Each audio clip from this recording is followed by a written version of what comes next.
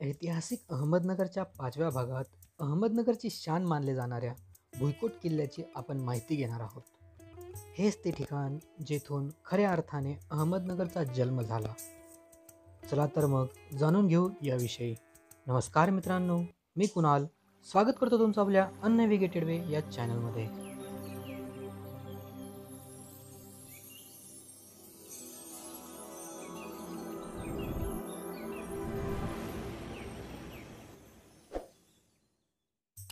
अहमदनगर शहराजवळील भिंगार या परिसरात भुईकोट किल्ला आहे. 28 मे 1490 या दिवशी अहमदनगरची स्थापना झाली आणि या स्थापनेबरोबरच जी वास्तू बांधली गेली ते म्हणजे अहमदनगरचा हा भुईकोट किल्ला. काही किल्ले डोंगरावर असतात, काही किल्ले समुद्रात असतात, तर काही किल्ले जमिनीवर असतात आणि हेच जमिनीवरती जे किल्ले असतात त्यांना भुईकोट किल्ले असे म्हणतात. पूर्वी या ठिकाणी एक समृद्ध शहर होतं, त्याला कोटबाग निजाम असे म्हणतात. नंतर अहमद निजामशहा यांच्या नावावरून या शहराला अहमदनगर असे नाव पडले, हे आपल्याला माहीतच आहे. या ठिकाणी शहर वसवावं व किल्ला बांधावा असं अहमदशहाला का सुचलं याच्या मागे एक खूप मस्त गोष्ट आहे. ज्यावेळी या ठिकाणी बहमनशाहीचा पराभव करून राजा फेरफटका मारायला गेला होता, त्यावेळी त्याला दिसले की एक कुत्रा सशाचा पाठलाग करत होता. काही काळ या कुत्र्याने सशाचा पाठलाग केल्यानंतर अशी एक वेळ आली की सशाने पलटवार करून कुत्र्यावर धावा बोलला. एक भित्रा ससाही या जमिनीवर पराक्रम करू शकतो हे राजाने हेरले होते. म्हणूनच या ठिकाणी आपली राजधानी वसवण्याचा निर्णय राजाने घेतला होता. अहमदशहाने त्यावेळेस येथे फक्त दगडमातीचा छोटा किल्ला बांधला होता. नंतर याचा विस्तार त्यांचाच नातू हुसेन निजामशहा यांनी केला. इसवी सन 1556 ते इसवी सन 1562 या कालखंडात हा किल्ला पूर्ण झाला. अंडाकृती आकाराचा हा किल्ला आहे. या किल्ल्याची तटबंदी 3 किलोमीटर इतक्या सर्कलमध्ये आहे. या किल्ल्यावर 22 बुरुज आहेत व आसपास वेगवेगळ्या इमारती आहेत. हा खंदक जो येथे खोदला होता त्याची माती किल्ल्याच्या आसपासच टाकलेली होती, म्हणून हा किल्ला बशीच्या आकाराचा झाला होता. म्हणून शत्रूला जवळून किल्ला दिसतच नव्हता. या किल्ल्यात निजामशाही काळामध्ये पंचधातूपासून बनवलेल्या सुमारे 200 तोफा होत्या. 15 फूट खोल खंदक, त्यामध्ये मगरी, सुसरी, तसेच या तोफांमुळे आणि या किल्ल्याच्या विशिष्ट आकारामुळे हा किल्ला जिंकण्यास तसा खूप अवघड होता. हा किल्ला सरळ सरळ कोणाला कधी जिंकताच आला नाही. नेहमी या किल्ल्याला जिंकण्यासाठी काही दगाबाजी करावीच लागली.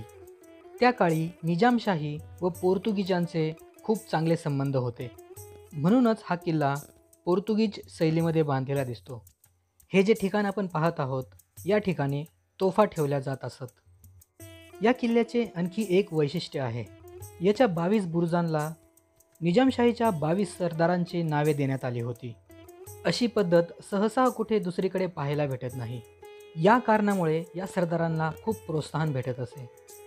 येथे निजामशाहीचे राजचिन्हे शिल्पांकित केलेले ठिकठिकाणी आपल्याला पाहायला भेटतात. अहमद निजामशहाची नात व हुसेन निजामशहाची मुलगी शूर, पराक्रमी व रणरागिणी स्त्री म्हणून इतिहासाची जी नोंद आहे ती सुलताना चांद बीबी हिच्या काळात मुघलांनी अहमदनगरवर चढाई केली. खूप मोठी बलाढ्य फौज घेऊन मुघल अहमदनगरच्या किल्ल्यापाशी तळ ठोकून बसले होते. त्यावेळी या ठिकाणी खूप मोठे युद्ध झाले होते. मुघलांनी या किल्ल्याची एक भिंत पाडली होती, पण पराक्रमी असलेल्या चांद बीबींनी येथील सैन्य व आतील माणसे घेऊन ही भिंत एका रात्रीमध्ये बुजवली होती. मुघलांना वाटले की आता आपण युद्ध जिंकलो आणि ते सकाळी येऊन पाहतात तर काय, ती भिंत परत जशीच्या तशी उभी होती. निकरीची झुंज देऊन त्यावेळी चांद बीबींनी ते युद्ध जिंकले होते व मुघलांना परत माघारी जावे लागले.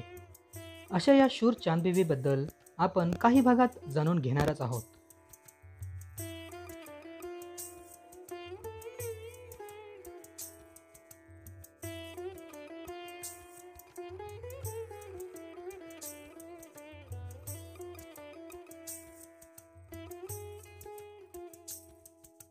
या किल्ल्यात आपणास खूप सारे भुयारी मार्ग पाहण्यास भेटतात, जे येथून अहमदनगरच्या वेगवेगळ्या निजामशाही काळातील वास्तूंना जोडलेले आहेत.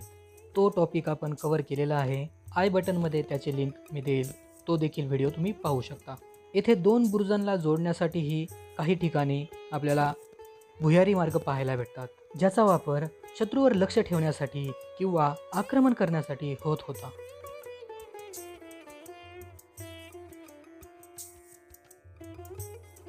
आपण ज्या गेटने किल्ल्यामध्ये आलो तो अलीकडच्या काळात म्हणजेच इंग्रजांच्या काळात 1941 मध्ये पाडलेला आहे.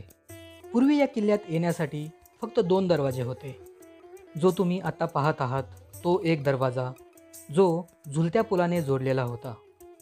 रात्रीच्या वेळेस हा पूल वरती ओढून घेतला जात असे व सकाळी परत तो खाली सोडला जात असे. आता आपण जाणून घेऊ हा किल्ला कोणाकोणाकडे किती काळ होता. इसवी सन 1553 ते 1565 मध्ये हुसेन निजामशहा यांनी बांधला. नंतर तो इसवी सन 1600 मध्ये मुघलांनी जिंकला.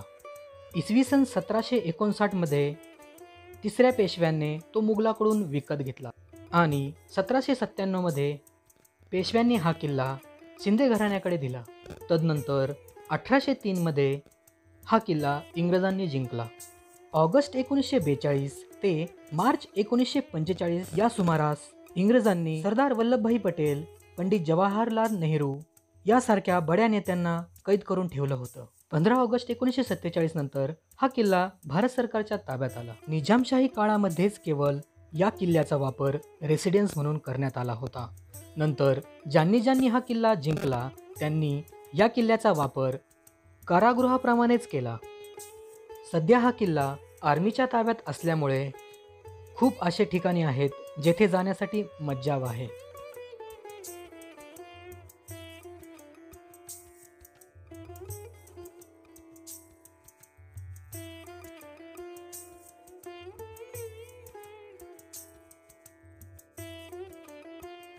भुईकोट किल्ल्याच्या हत्ती दरवाजा नजदीकच असलेल्या कारागृहात आपण आता आहोत. हे कारागृह म्हणजे ज्या माणसांनी इतिहास घडवला अशी माणसे या कारागृहामध्ये राहून गेलेली आहेत. यात महाराणी येसूबाई असतील, पहिले शाहू महाराज असतील, नाना फडणवीस असतील, कान्होजी आंग्रे यांचा मुलगा तुळाजी आंग्रे, विठ्ठल सुंदर असतील, यांना या जेलमध्ये ठेवलेले होते. त्या काळी हे कारागृह म्हणजे एक अभेद्यच होते. मात्र इंग्रजांच्या काळामध्ये जी काही आदिवासी लोकांची लढाई झाली त्यामधील कैदी मात्र येथून पळालेले इतिहासात पाहायला भेटतात. छत्रपती संभाजी महाराज यांच्या महाराणी येसूबाईचा उल्लेख आलेलाच आहे तर सांगतो. छत्रपती शिवाजी महाराजांनाही या किल्ल्यात खूप इंटरेस्ट होता. त्यांनाही सतत वाटत असत की हा किल्ला स्वराज्यात यावा. त्यासाठी राजांनी 2दा प्रयत्न केला होता आणि एकदा संपत्तीसाठी प्रयत्न केला होता. एवढा कडेकोट बंदोबस्त असतानाही राजांनी 25 घोडेस्वारासह येथील अर्धा खजिना लुटून नेला होता. त्यावेळी हा किल्ला औरंगजेबाच्या ताब्यात होता.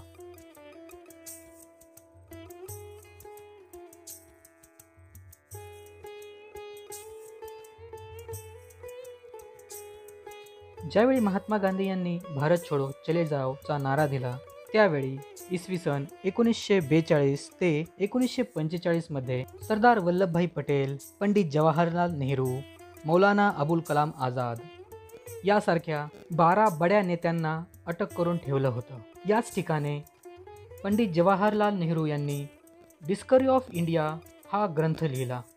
तसेच मौलाना अबुल कलाम आझाद यांनी गुब्बारे खातीर हा ग्रंथ लिहिला. या दोन्ही ग्रंथाविषयी सांगायचं म्हणजे त्यावेळी पंडित जवाहरलाल नेहरू यांनी व मौलाना अबुल कलाम आझाद यांनी जे काही पत्र लिहिले होते त्या काळी त्या पत्रांचेच नंतर पुस्तकात परिवर्तन करण्यात आले. या काही वस्तू आहेत ज्या पंडित जवाहरलाल नेहरू यांनी वापरल्या होत्या. हे डिस्कवरी ऑफ इंडिया या पुस्तकाची काही पाने आहेत जी पंडित जवाहरलाल नेहरू यांच्या हस्ताक्षरात आहेत. 10 ऑगस्ट 1942 ते मार्च 1945 32 महिने हे नेते याच कारागृहात राहिले आणि खऱ्या अर्थाने उद्याचा भारत कसा असेल याचे नियोजन याच ठिकाणी केले.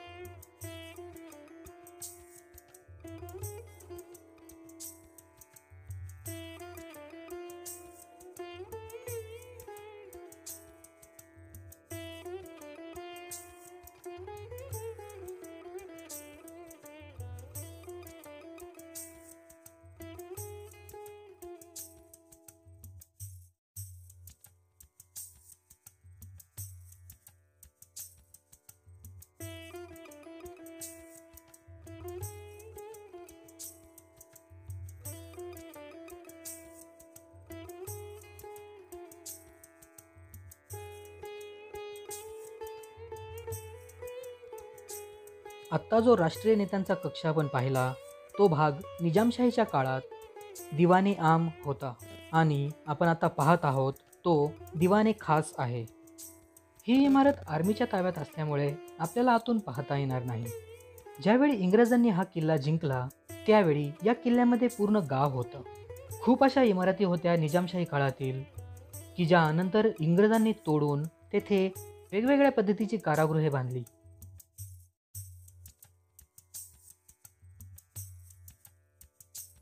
कोणताही किल्ला म्हटलं की त्याला एक मोठा दरवाजा आलाच. तो दरवाजा म्हणजे हत्ती दरवाजा. याही किल्ल्याला एक हत्ती दरवाजा आहे. चला तर मग पाहूया तो दरवाजा. मुख्य हत्ती दरवाजाच्या आधी या ठिकाणी एक उपदरवाजा आहे. यावरील हे शिल्प पहा. हे एका प्राण्याचे शिल्प आहे. तोंड हत्तीचे असून शरीराचा भाग वाघाचा आहे आणि तो प्राणी शिकार करत आहे.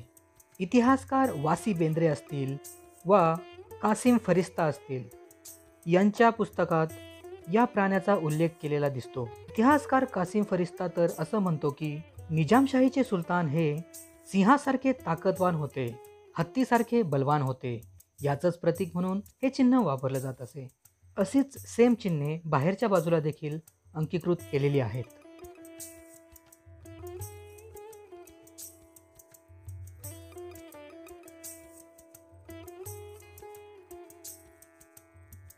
आणि हा आहे भलाद्या असा हत्ती दरवाजा. च्या बाहेरच्या बाजूने मोठमोठी टोकदार खिळे लावलेले आहेत जेणेकरून हत्ती या दरवाजाला धडक मारून दरवाजा पाडू शकणार नाही. अजूनही एक युक्ती या दरवाजामध्ये केली होती. याचा जो बाहेरचा भाग आहे तो सरळ न ठेवता इंग्रजी यस आकाराचा असा रस्ता येथे होता. तो अजूनही आपल्याला पाहायला भेटतो. यामुळे हत्तीला रणप घेता येत नसे, दरवाजा पाडता येईल एवढा फोर्स जनरेट होत नसे. अहमदनगरच्या ऐतिहासिक वस्तू संग्रहालयामध्ये ठेवलेला हा आहे भुईकोट किल्ल्याचा लेआउट. येथे आपण सर्व इमारती पाहू शकतो. त्यामध्ये लीडर्स ब्लॉक असतील, दिवाने खास असेल, बारूदखाना तसेच चांदबिबीचे निवासस्थान येथे होते आणि त्या बाजूलाच एक विहीर सुद्धा होती. असा होता हा अहमदनगरची शान दाखवणारा भुईकोट किल्ला. पुन्हा भेटूया अशाच एका नवीन विषयासोबत. धन्यवाद.